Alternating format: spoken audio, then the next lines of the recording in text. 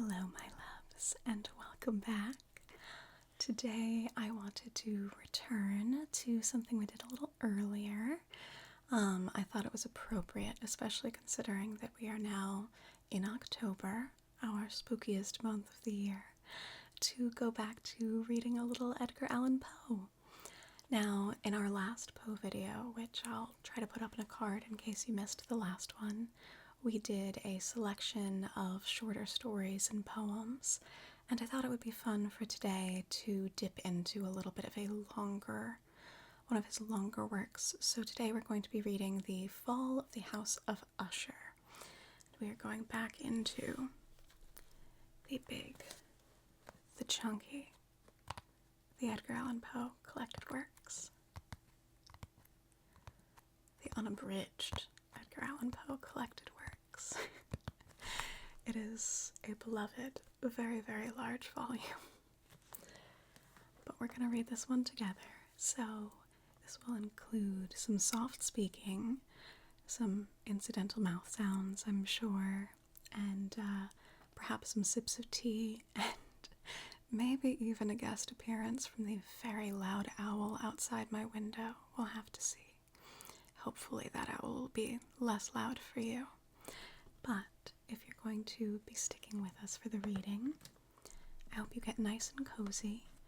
I am wrapped up in a blanket for a cozy fall mood. It's about that time of year. If it's getting chilly where you are as well, then I hope you get nice and cozy too. Toothpick just fell off of this book. I have no idea where that came from. Mysteries of life. All right. We are going to be reading The Fall of the House of Usher. There is an introduction, a brief quote in French that I will not pretend to try to read in French. I have dabbled in all the other Romance languages, but not French, so my pronunciation would be terrible. But I will read you the English translation. His heart is a hanging lute. As soon as touched, it reverberates. From de Beranger. I apologize to all the French speakers out there. You can feel free to tell me the correct pronunciation in the comments if you'd like. During the whole of a dull, dark, and soundless day in the autumn of the year, when the clouds hung oppressively low in the heavens, I had been passing alone on horseback through a singularly dreary tract of country, and at length found myself, as the shades of the evening drew on, within view of the melancholy House of Usher. I know not how it was, but with the first glimpse of the building, a sense of insufferable gloom pervaded my spirit. I say insufferable, for the feeling was unrelieved by any of that half-pleasurable, because poetic sentiment, which with mind usually receives even the sternest natural images of the desolate or terrible. I looked upon the scene before me, upon the mere house and the simple landscape features of the domain, upon the bleak walls, upon the vacant eye-like windows, upon a few rank sedges, and upon a few white trunks of decayed trees, with an utter depression of soul, with which I can compare to no earthly sensation more properly than to the after-dream of the reveller upon opium, the bitter lapse into common life, the hideous dropping off of the veil. There was an iciness, a sinking, a sickening of the heart, an unredeemed dreariness of thought, which no goading of the imagination could torture into aught of the sublime. What was it? I paused to think. What was it that so unnerved me in the contemplation of the House of Usher? It was a mystery all insoluble, nor could I grapple with the shadowy fancies that crowded upon me as I pondered. I was forced to fall back upon the unsatisfactory conclusion that while, beyond a doubt, there are combinations of very simple natural objects which have the power of thus affecting us, Still, the reason and the analysis of this power lies among considerations beyond our depth. It was possible, I reflected, that a mere different arrangement of the particulars of the scene, of the details of the picture, would be sufficient to modify or perhaps to annihilate its capacity for sorrowful impression, and acting upon this idea, I reined my horse to the precipitous brink of a black and lurid tarn that lay in unruffled luster by the dwelling, and gazed down, but with a shudder even more thrilling than before, upon the remodelled and inverted images of the grey sedge and the ghastly tree stems and the vacant and eye-like windows. Nevertheless, in this mansion of gloom, I now proposed to myself a sojourn of some weeks. Its proprietor, Roderick Usher, had been one of my boon companions in boyhood, but many years had elapsed since our last meeting. A letter, however, had lately reached me in a distant part of the country, a letter from him, which, in its wildly important nature, had admitted of no other than a personal reply. The MS gave evidence of nervous agitation. The writer spoke of acute bodily illness, of pitiable mental idiosyncrasy which oppressed him, and of an earnest desire to see me as his best, and indeed his only personal friend, with a view of attempting, by the cheerfulness of my society, some alleviation of his malady. It was the manner in which all this and much more was said. It was the apparent heart that went with his request, which allowed me no room for hesitation, and I accordingly obeyed what I still considered a very singular summons forthwith. Although as boys we had been even intimate associates, yet I really knew little of my friend. His reserve had always been excessive and habitual. I was aware, however, that his very ancient family had been noted, time out of mind, for a particular sensibility of temperament, displaying itself through long ages in many works of exalted art, and manifested of late in repeated passionate devotion to the intricacies, perhaps even more than to the orthodox and easily recognizable beauties of musical science. I had learned, too, the very remarkable fact that the stem of the Usher race, all time honored as it was, had put forth at no period any enduring branch. In other words, that the entire family lay in the direct line of descent, and had always, with very trifling and very temporary variation, so lain. It was this deficiency, I considered, while running over in thought the perfect keeping of the character of the premises with the accredited character of the people, and while speculating upon the possible influence which the one, in the long lapse of centuries, might have exercised upon the other. It was this deficiency, perhaps, of collateral issue, and the consequent undeviating transmission from sire to son of the patrimony with a name which had at length so identified the two as to merge the original title of the estate in the quaint and equivocal appellation of the House of Usher, an appellation which seemed to include in the minds of the peasantry who used it both the family and the family mansion.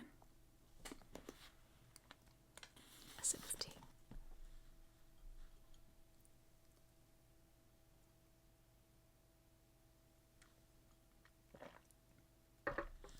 And despite what the mug says, it is tea, not coffee. Reading from this book is always an arm workout to heft the volume up and down. I have said that the sole effect of my somewhat childish experiment of looking down within the tarn had been to deepen the first singular impression. There can be no doubt that the consciousness of the rapid increase of my superstition, for why should I not so term it, served mainly to accelerate the increase itself. Such, I have long known, is the paradoxical law of all sentiments having terror as a basis. And it might have been for this reason only that when again I uplifted my eyes to the house itself, from its image in the pool there grew in my mind a strange fancy, a fancy so ridiculous indeed that I but mention it to show the vivid force of the sensations which oppressed me. I had so worked upon my imagination as really to believe that around the whole mansion and domain there hung an atmosphere peculiar to themselves and their immediate vicinity, an atmosphere which had no affinity with the air of heaven, but which had reeked up from the decayed trees and the grey walls and in the silent tarn in the form of an inelastic vapour or gas, dull, sluggish, faintly discernible, and leaden-hued. Shaking off from my spirit what must have been a dream, I scanned more narrowly the real aspect of the building. Its principal feature seemed to be that of an excessive antiquity. The discoloration of ages had been great. Minute fungi overspread the whole exterior, hanging in a fine tangled webwork from the eaves. Yet all of this was apart from any extraordinary dilapidation. No portion of the masonry had fallen, and there appeared to be a wild inconsistency between its still perfect adaptation of parts and the utterly porous and evidently decayed condition of the individual stones. In this there was much that reminded me of the specious totality of old woodwork, which has rotted for long years in some neglected vault with no disturbance from the breath of the external air. Beyond this indication of extensive decay, however, the fabric gave little token of instability. Perhaps the eye of a scrutinizing observer might have discovered a barely perceptible fissure which, extending from the roof of the building in front, made its way down the wall in a zigzag direction until it became lost in the sullen waters of the tarn. Noticing these things, I rode over a short causeway to the house. A servant in waiting took my horse, and I entered the Gothic archway of the hall. A valet of stealthy step thence conducted me, in silence, through many dark and intricate passages in my progress to the studio of his master. Much that I have encountered on the way contributed, I know not how, to heighten the vague sentiments of which I have already spoken. While the objects around me, while the carvings of the ceilings, the somber tapestries of the walls, the ebon blackness of the floors, and the phantasmagoric armorial trophies which rattled as I strode, were but matters to which, or to such as which, I had been accustomed from my infancy, while I hesitated not to acknowledge how familiar was all this, I still wondered to find how unfamiliar were the fancies which ordinary images were stirring up. On one of the staircases, I met the physician of the family. His countenance, I thought, wore a mingled expression of low cunning and perplexity. He accosted me with trepidation and passed on. The valet now threw open a door and ushered me into the presence of his master. The room in which I found myself was very large and excessively lofty. The windows were long, narrow, and pointed, and at so vast a distance from the black oaken floor as to be altogether inaccessible from within. Feeble gleams of encrimsoned light made their way through the trellised panes and served to render sufficiently distinct the more prominent objects around. The eye, however, struggled in vain to reach the remoter angles of the chamber or the recesses of the vaulted and fretted ceiling. Dark draperies hung upon the walls. The general furniture was profuse, comfortless, antique, and tattered. Many books and musical instruments lay about, but failed to give any vitality to the scene. I felt that I breathed an atmosphere of sorrow. An air of stern, deep, and irredeemable gloom hung over and pervaded all. Upon my entrance, Usher arose from a sofa upon which he had been lying at full length, and greeted me with a vivacious warmth which had much in it, I at first thought, of an overdone cordiality, of the constrained effort of the ennuyé man of the world. A glance, however, at his countenance convinced me of his perfect sincerity. We sat down, and for some moments, while he spoke not, I gazed upon him with a feeling half of pity, half of awe. Surely, man had never before so terribly altered, in so brief a period, as had Roderick Usher. It was with difficulty that I could bring myself to admit the identity of the wan being before me with the companion of my early boyhood. Yet the character of his face had been at all times remarkable. A cadaverousness of complexion, an eye large, liquid, and luminous beyond comparison, lips somewhat thin and very pallid, but of a surprisingly beautiful curve, a nose of a delicate Hebrew model, but with a breadth of nostril unusual in similar formations, a finely molded chin speaking in its want of prominence, of a want of moral energy, hair of a more than web-like softness and tenuity. These features, with an inordinate expansion above the regions of the temple, made up altogether a countenance not easy to be forgotten. And now, in the mere exaggeration of the prevailing character of these features, and of the expression they were wont to convey, lay so much of change that I doubted to whom I spoke.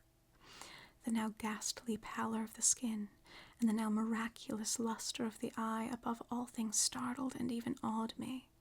The silken hair, too, had suffered to grow all unheeded, and as, in its wild gossamer texture, it floated rather than fell about his face, I could not, even with effort, connect its arabesque expression with any idea of simple humanity.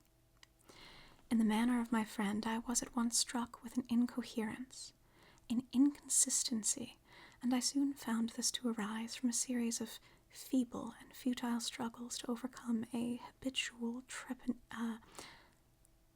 trepidancy, an excessive nervous agitation. For something of this nature I had indeed been prepared, no less by his letter than by reminiscences of certain boyish traits, and by conclusions deduced from his peculiar physical conformation and temperament. His action was alternately vivacious and sullen. His voice varied rapidly from a tremulous indecision, when the animal spirits seemed utterly in abeyance, to that species of energetic concision, that abrupt, weighty, unhurried, and hollow-sounding enunciation, that leaden, self-balanced, and perfectly modulated guttural utterance, which may be observed in the moments of the intensest excitement of the lost drunkard, or the irreclaimable eater of opium. It was thus that he spoke of the object of my visit, of his earnest desire to see me, and of the solace he expected me to afford him. He entered at some length into what he conceived to be the nature of his malady. It was, as he said, a constitutional and a family evil, and one for which he despaired to find a remedy. A mere nervous affectation, he added in a breath, which would undoubtedly soon pass. It displayed itself in a host of unnatural sensations. Some of these, as he detailed them, interested and bewildered me, although perhaps the terms and the general manner of the narration had their weight. He suffered much from a morbid acuteness of the senses. The most insipid food was alone endurable. He could wear only garments of certain texture. The odors of all flowers were oppressive. His eyes were tortured by even a faint light, and there were but peculiar sounds, and from these stringed instruments which did not inspire him with horror. To an anomalous species of terror I found him a bounden slave. "I shall perish," said he. "I must perish in this deplorable folly. Thus, and not otherwise, shall I be lost. I dread the events of the future, not in themselves, but in their results. I shudder at the thought of any, even the most trivial incident, which may operate upon this intolerable agitation of the soul. I have indeed no abhorrence of danger, except in its absolute effect, in terror. In this unnerved and in this pitiable condition, I feel that I must inevitably abandon life and reason together in my struggles with some fatal demon of fear. I learned, moreover, at intervals and through broken and equivocal hints, another singular feature of his mental condition. He was enchained by certain superstitious impressions in regard to the dwelling which he had tenanted, and from which for many years he had never ventured forth, in regard to an influence whose supposititious force was conveyed in terms too shadowy here to be restated, an influence which some peculiarities in the mere form and substance of his family mansion had, by dint of long sufferance, he said, obtained over his spirit, an effect which the physique of the grey walls and turrets, and of the dim tarn into which they all looked down, had at length brought about upon the morale of his existence.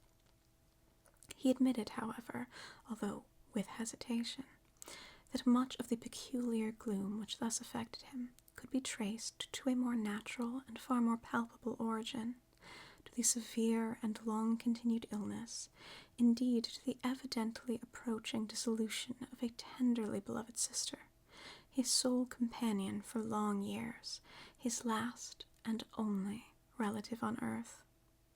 Her decease, he said, with a bitterness which I can never forget, would leave him the hopeless and frail, the last of the ancient race of the Ushers. As he spoke, the Lady Madeline, for so she was called, passed slowly through a remote portion of the apartment, and without having noticed my presence, disappeared. I regarded her with an utter astonishment not unmingled with dread. Her figure, her air, her features, all in their very minutest development were identically, I can use no other sufficient term, were identically those of the Roderick Usher who sat beside me. A feeling of stupor oppressed me as my eyes followed her retreating steps. As a door at length closed upon her exit, my glance sought instinctively and eagerly the countenance of her brother, but he has buried his face in his hands, and I could only perceive that a far more than ordinary wanness had overspread the emaciated fingers through which trickled many passionate tears. The disease of the Lady Madeline had long baffled the skill of her physicians. A settled apathy, a gradual wasting away of the person, and frequent, although transient, affections of a partially cataleptical character were the unusual diagnosis.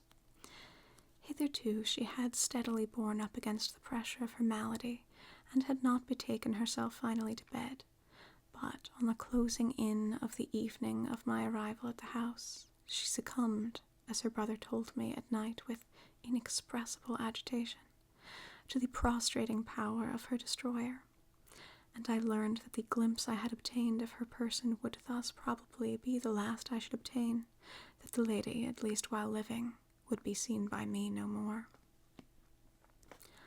For several days ensuing, her name was unmentioned by either Usher or myself, and during this period I was busied in earnest endeavors to alleviate the melancholy of my friend.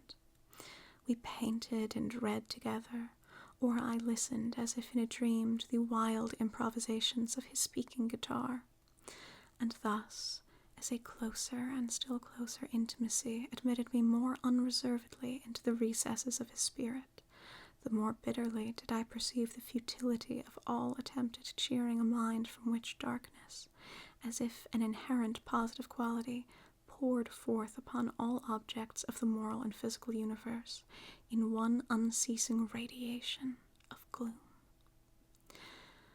I shall ever bear about me, as Moslemin their shrouds at Mecca, a memory of the many solemn hours I thus spent alone with the master of the House of Usher. Yet I should fail in any attempt to convey an idea of the exact character of the studies, or of the occupations in which he involved me, or led me the way. An excited and highly distempered ideality threw a sulphurous luster over all. His long improvised dirges will ring forever in my ears. Among other things, I bear painfully in mind a certain singular perversion and amplification of the wild air of the last waltz of von Weber, from the paintings over which his elaborate fancy brooded, and which grew touch by touch into vaguenesses at which I shuddered the more thrillingly, because I shuddered not knowing why.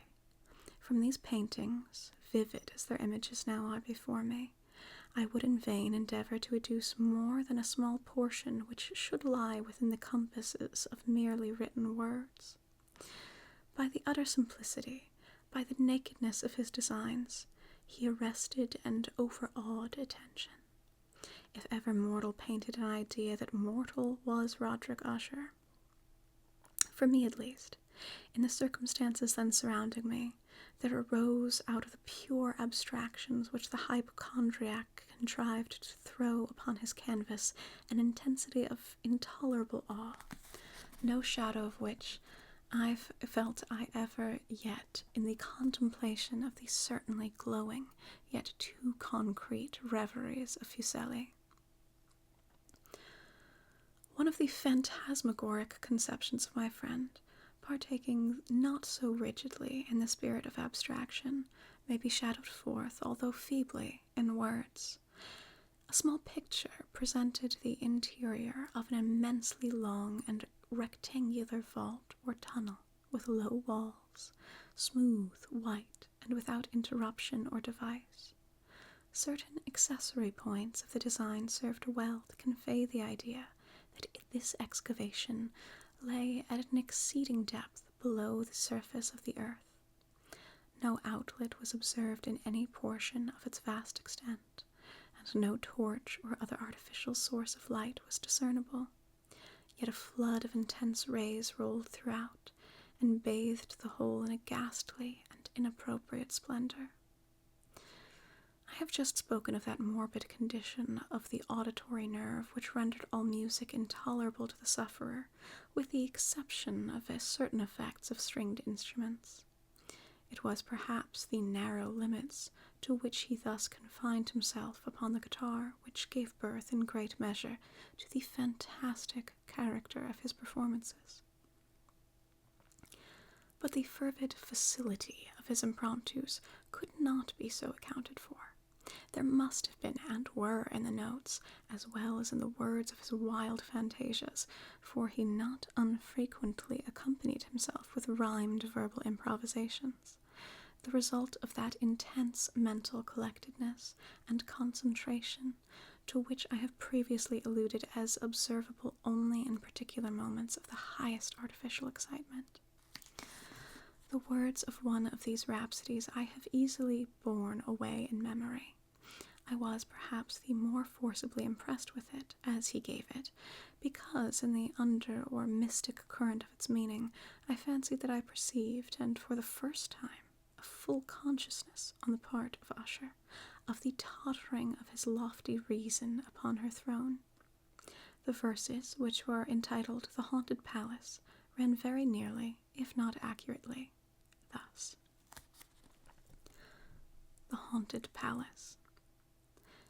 Greenest of our valleys, by good angels tenanted, once a fair and stately palace, snow-white palace, reared its head. In the monarch thought's dominion, it stood there. Never seraph spread his pinion over fabric half so fair. Banners yellow, glorious, golden, on its roof did float and flow. All this was in the olden time long ago, and every gentle air that dallied in that sweet day, along rampart plumed and pallid, a winged odor went away. All wanderers in that happy valley, through 2 luminous windows, saw spirits moving musically to a lute's well-tuned law, round about a throne where sitting Porphyrogene, in his glory well befitting, the sovereign of the realm was seen. And withal pearl and ruby glowing was the fair palace door, through which came flowing, and sparkling evermore a troop of echoes whose sweet duty was but to sing, in voices of surpassing beauty, the wit and wisdom of their king. But evil things in robes of sorrow assailed the monarch's high estate. Ah, let us mourn, for never morrow shall dawn upon him desolate. And round about his home the glory that blushed and bloomed is but a dim remembered story of the old time entombed. And travellers now within that valley through the encrimsoned windows see vast forms that move fantastically to a discordant melody, while like a rapid, ghastly river through the hideous pale door. While like a rapid, ghastly river through the pale door, a hideous throng rush out forever and laugh, but smile no more.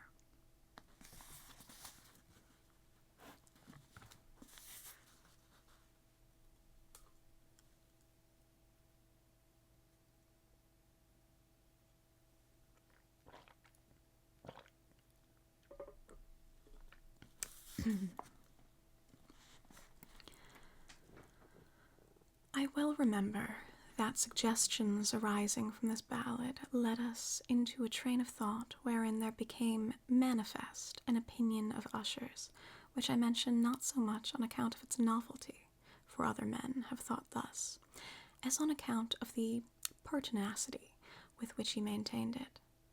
This opinion, in its general form, was that of the sentience of all vegetable things.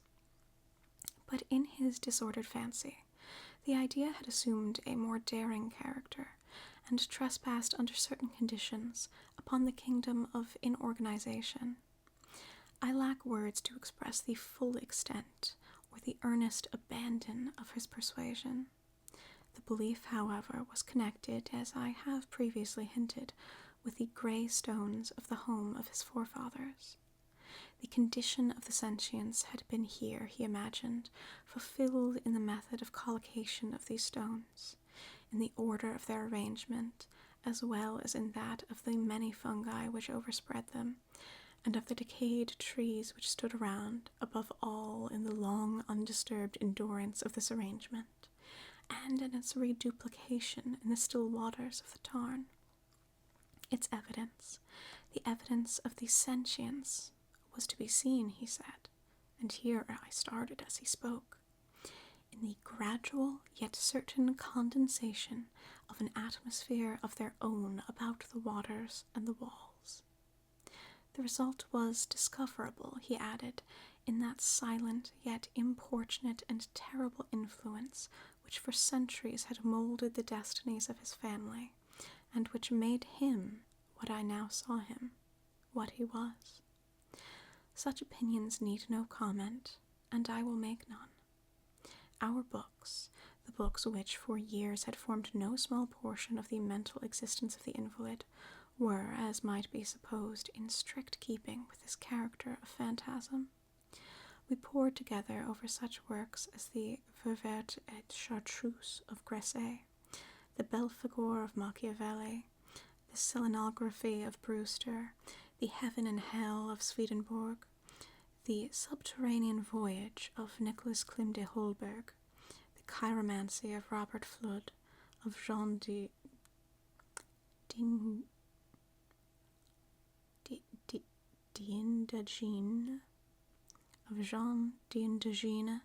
of De la Chambre, the Journey into the Blue Distance of Tigre, and the City of the Sun of Campanella. One favorite volume was a small octavo edition of the Directorium Inquisitorum, office of the Chief Inquisitor, by the Dominican Aymeric de Gironne, and there were passages in Pomponius Mela about the old African satyrs and Egypans over which Usher would sit dreaming for hours. His chief delight, however, was found in the earnest and repeated perusal of an exceedingly rare and curious book in quarto Gothic, the manual of a forgotten church, the Vigile Mortuorum Secundum Coram Ecclesiae Maguntinae, Vigils of the Dead according to the chorus of the Church of Minns. I could not help thinking of the wild ritual of this work, and of its probable influence upon the hypochondriac, when one evening, having informed me abruptly that the Lady Madeline was no more, he stated his intention of preserving her corpse for a fortnight, previous to its final interment, in one of the numerous vaults within the main walls of the building. The worldly reason, however, assigned for this singular proceeding was one which I did not feel at liberty to dispute. The brother had been led to his resolution, so he told me, by considerations of the unusual character of the malady of the deceased, of certain obtrusive and eager inquiries on the part of her medical men, and of the remote and exposed situation of the burial ground of the family. I will not deny that when I called to mind the sinister countenance of the person whom I had met upon the staircase on the day of my arrival at the house, I had no desire to oppose what I regarded as at best a harmless and not by any means unnatural precaution. At the request of Usher, I personally aided him in the arrangements for the temporary entombment. The body having been encoffined, we two alone bore it to its rest. The vault in which we placed it, and which had been so long unopened that our torches, half smothered in its oppressive atmosphere, gave us little opportunity for investigation, was small, damp, and utterly without means of admission for light, lying at great depth immediately beneath that portion of the building in which was my own sleeping apartment. It had been used, apparently, in remote feudal times for the worst purposes of a donjon keep, and in later days as a place of deposit for powder or other highly combustible substance. As a portion of its floor and the whole interior of a long archway through which we reached it were carefully sheathed with copper. The door of massive iron had been also similarly protected. Its immense weight caused an unusually sharp grating sound as it moved upon its hinges. Having deposited our mournful burden upon trestles within this region of horror, we were partially turned aside the yet unscrewed lid of the coffin and looked upon the face of the tenant. The exact similitude between the brother and sister even here again startled and confounded me. Usher, divining perhaps my thought, murmured out some few words from which I learned that the deceased and himself had been twins, and that the sympathies of a scarcely intelligible nature had always existed between them. Our glances, however, rested not long upon the dead, for we could not regard her unawed. The disease which had thus entombed the lady in the maturity of youth had left, as usual in all maladies of a strictly cataleptical nature, the mockery of a faint blush upon the bosom and the face, and that suspiciously lingering smile upon the lip which is so terrible in death. We replaced and screwed down the lid, and, having secured the door of iron, made our way with toil into the scarcely less gloomy apartments of the upper portion of the house. And now, some days of bitter grief having elapsed, an observable change came over the features of the mental disorder of my friend. His ordinary manner had vanished, his ordinary occupations were neglected or forgotten. He roamed from chamber to chamber with hurried, unequal, and objectless step. The pallor of his countenance had assumed, if possible, a more ghastly hue, but the luminousness of his eye had utterly gone out. The once occasional huskiness of his tone was heard no more, and a tremulous quiver, as if of extreme terror, habitually characterized his utterance. There were times, indeed, when I thought his mind was laboring with an oppressive secret to divulge what he struggled for the necessary courage. At times, again, I was obliged to resolve all into the mere inexplicable vagaries of madness, as I beheld him gazing upon vacancy for long hours. in an attitude of the profoundest attention, as if listening to some imaginary sound. It was no wonder that his condition terrified, that it infected me. I felt creeping upon me by slow yet certain degrees the wild influences of his own fantastic yet impressive superstitions. It was most especially upon retiring to bed in the night of the 7th or 8th day after the entombment of the Lady Madeline that I experienced the full power of such feelings. Sleep came not near my couch. While the hours waned and waned away, I struggled to reason off the nervousness which had dominion over me.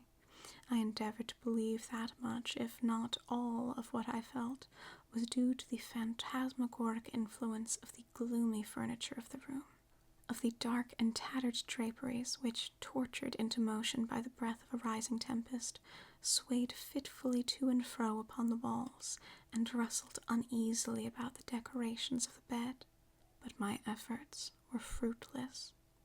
An irrepressible tremor gradually pervaded my frame, and at length there sat upon my very heart an incubus of utterly causeless alarm. Shaking this off with a gasp and a struggle, I uplifted myself upon the pillows, and peering earnestly within the intense darkness of the chamber, hearkened.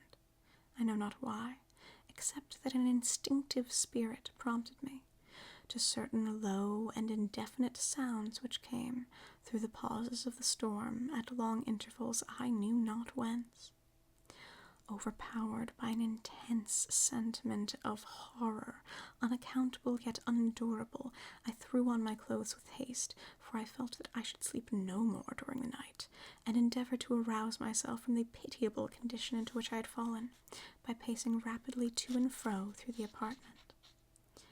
I had taken but a few turns in this manner, when a light step on the adjoining staircase arrested my attention. I presently recognized it as that of Usher. In an instant afterwards he rapped, with a gentle touch at my door, and entered, bearing a lamp. His countenance was, as usual, cadaverously wan, but there was a species of mad hilarity in his eye, an evidently restrained hysteria in his whole demeanor. His air appalled me, but anything was preferable to the solitude which I had so long endured, and I even welcomed his presence as a relief. "And you have not seen it?" he said abruptly, after having stared about him for some moments in silence.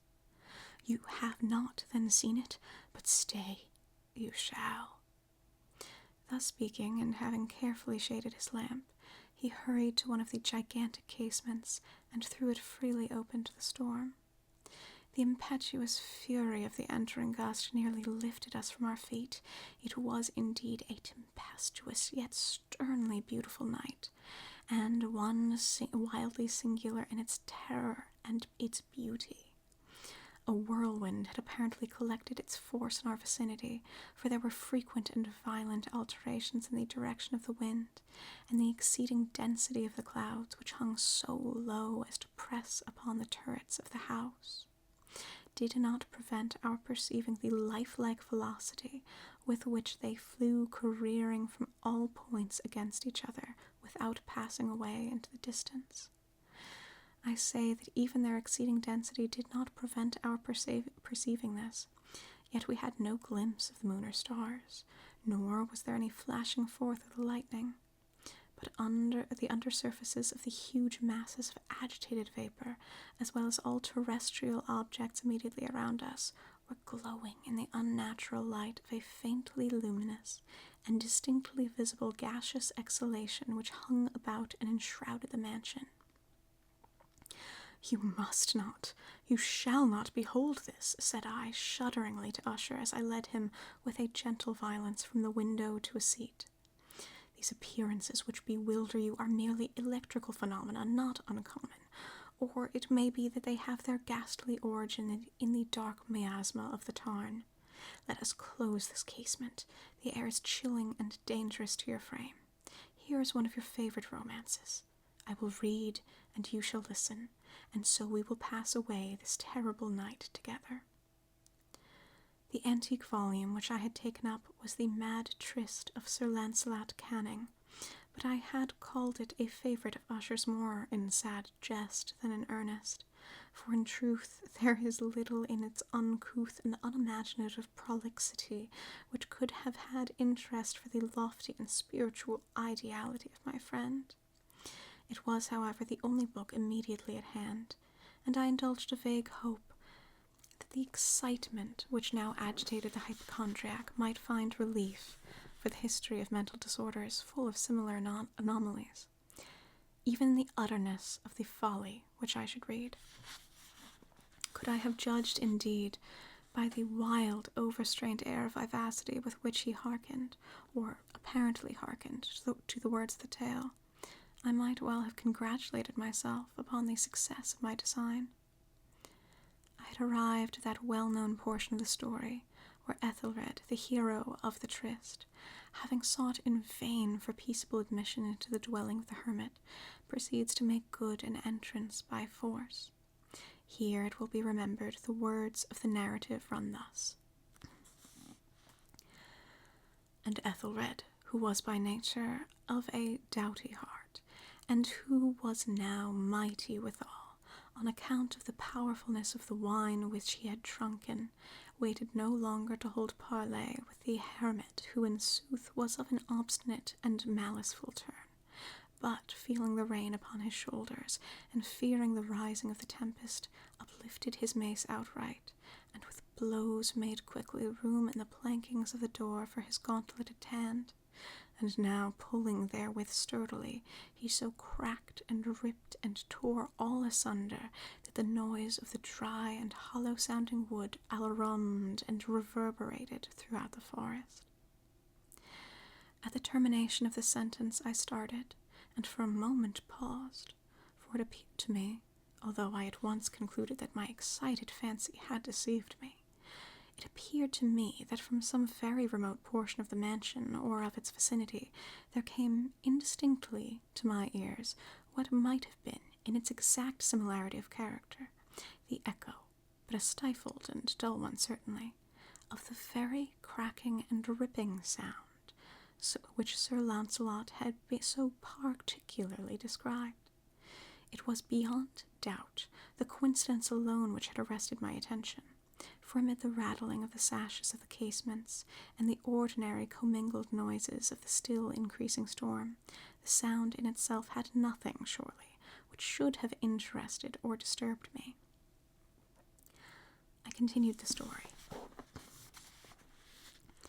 But the good champion Ethelred, now entering within the door, was sore enraged and amazed to perceive no signal of the maliceful hermit, but, in the stead thereof, a dragon of a scaly and prodigious demeanour, and of a fiery tongue, which sat in guard before a palace of gold, with a floor of silver, and upon the wall there hung a shield of shining brass, with this legend enwritten: Who entereth herein a conqueror hath been, who slayeth the dragon, the shield he shall win.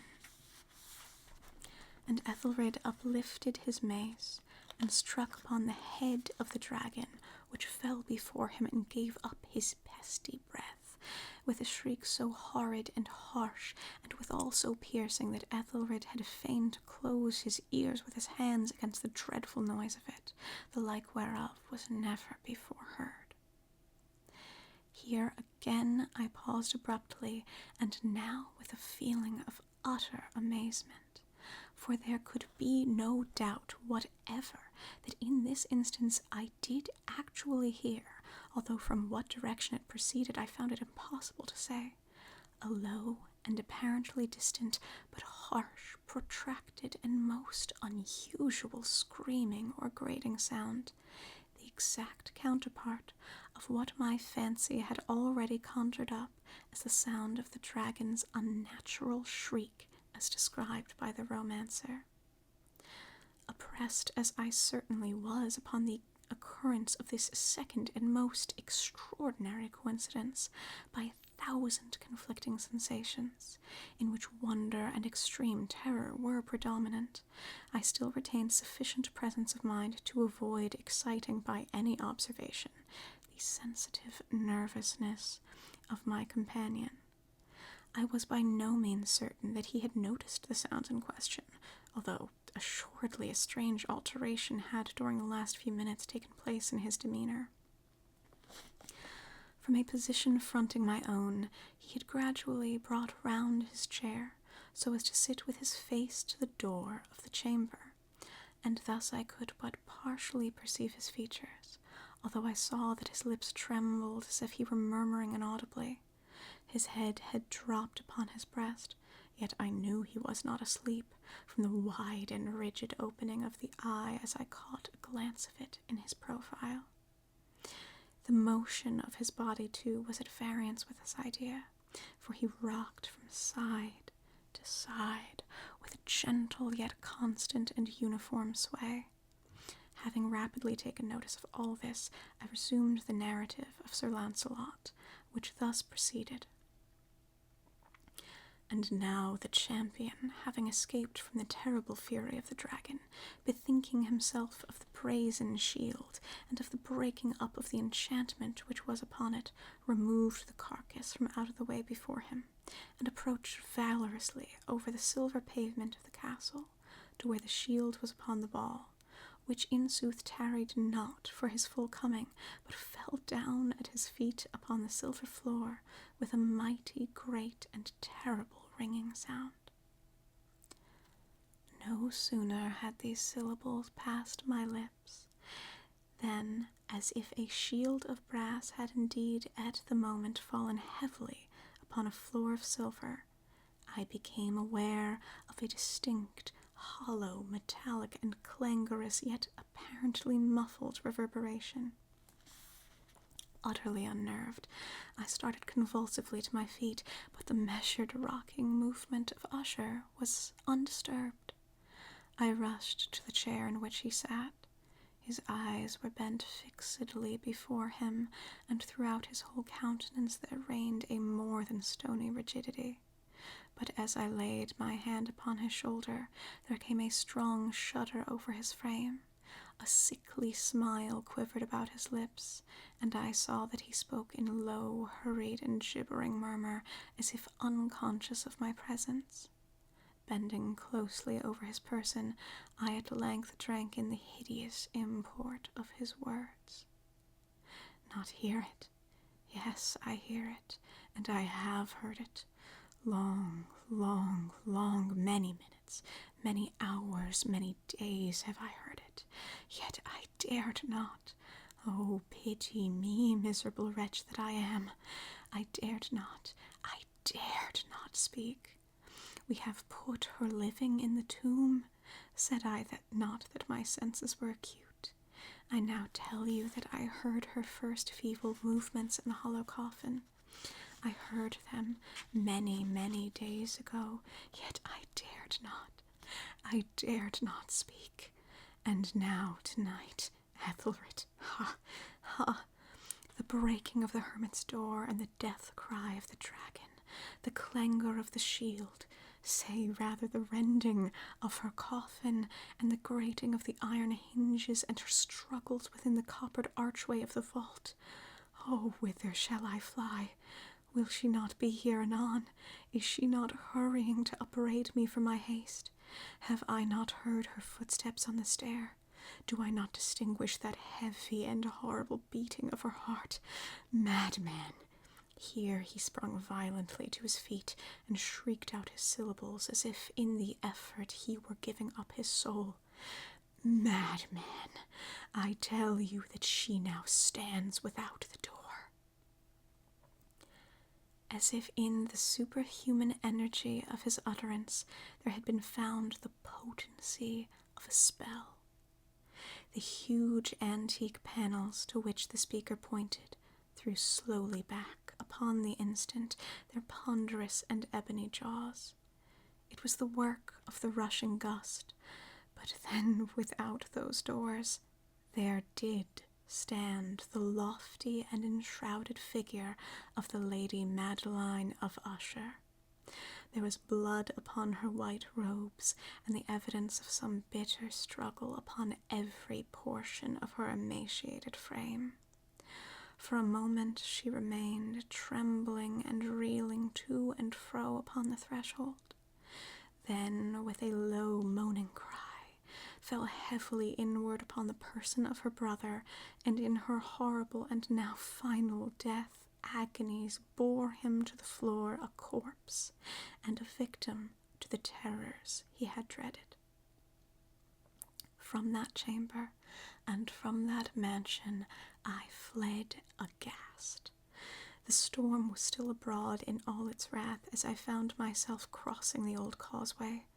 Suddenly there shot along the path a wild light, and I turned to see whence a gleam so unusual could have issued, for the vast house and its shadows were alone behind me. The radiance was that of the full setting and blood-red moon, which now shone vividly through that once barely discernible fissure of which I have before spoken as extending from the roof of the building in a zigzag direction to the base. While I gazed, this fissure rapidly widened. There came a fierce breath of the whirlwind. The entire orb of the satellite burst at once upon my sight. My brain reeled as I saw the mighty walls rushing asunder. There was a long, tumultuous shouting sound, like the voice of 1,000 waters. And the deep and dank tarn at my feet closed sullenly and silently over the fragments of the House of Usher. September 1839. And that was The Fall of the House of Usher by Edgar Allan Poe. What a doozy of a story. That one, I don't know if I've actually read before. I've gone through selections of this book, but I haven't read them all cover to cover, and I don't know if I've actually read that story before. If I have, I certainly don't remember it, which is kind of nice because I got to be taken by surprise by all of the events, just as I hope you were if this was your first time listening to the story as well. I hope you enjoyed, and that you are not now too unsettled to relax. That's the interesting part of reading scary stories for ASMR. It's always an interesting balance between the horror and the relaxation, but I hope that it was the balance you enjoyed. I certainly enjoyed myself. I feel like this was exactly what I needed for this spooky season, for this lovely October, and I hope it's what you needed whenever you're listening to this. Now, like I said, I do have another video of me reading some other short stories from Poe, including The Raven and some other poems and short stories. I will make sure that is linked down below if you would like to see more Poe. And if you have any particular Poe requests of anything else you would like to hear me read, please let me know in the comments down below so that I can make sure I read something fun for our next Poe video. I quite enjoy these videos myself, and I hope you do as well. And it would also be lovely if you followed along to make sure you can catch the next installment. Now, my throat is tired, and I must get ready for bed. I can see the dawn breaking on the horizon, which means it is well past my bedtime. So, with that, I will leave you here. Have a wonderful night, a wonderful day, a sleep, a rest, whatever moment you need to